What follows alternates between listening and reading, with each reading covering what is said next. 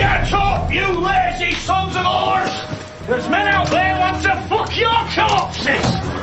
A feast is held in Winterfell in honour of King Robert's royal visit. Jon decides he is thankful his bastardy has relegated him to the far end of the hall with the younger squires instead of the king's family. Here he can drink as much as he wants.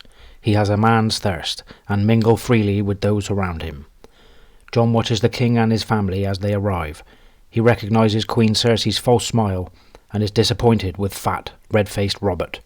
The 8-year-old Princess Myrcella seems smitten with her escort Robb, leading Jon to decide she is insipid.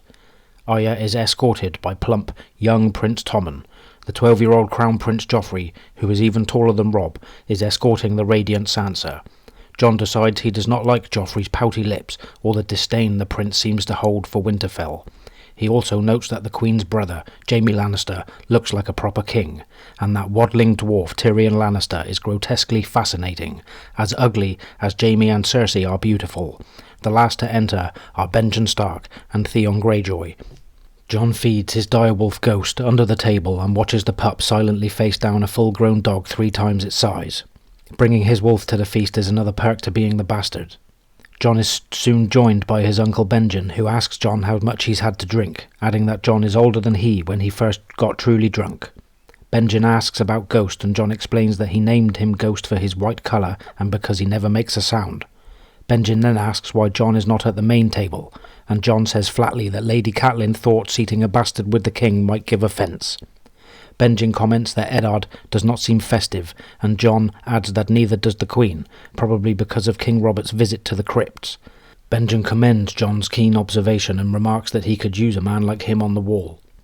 Jon asks if he can return to the wall with Benjen. Benjen replies that the wall is a hard place for a boy, but Jon counters that he will turn 15 on his next name day, and it is said bastards grow up faster than purebloods.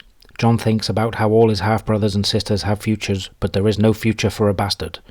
Benjen says that he should know a woman and father a bastard or 2 first, to know what he will be given up. This angers Jon, who states that he will never father a bastard, and runs off with Ghost at his heels before anyone can see him cry. As Jon is leaving, Tyrion Lannister speaks to him from a ledge in the deserted yard, and asks if he can take a look at Ghost. Jon offers to help him down, but Tyrion jumps, acrobatically landing on his hands and vaulting to his feet. Ghost is uncertain about Tyrion, but submits to examination at Jon's command. Tyrion asks if Jon is Eddard's bastard. Jon bridles, and Tyrion apologises that as a dwarf he can usually speak as he pleases, like a jester. He comments that Jon seems to have more of the North in him than his half-siblings.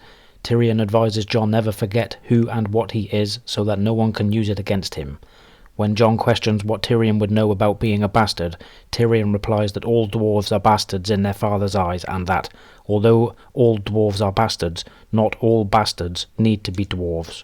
I demand a trial by combat.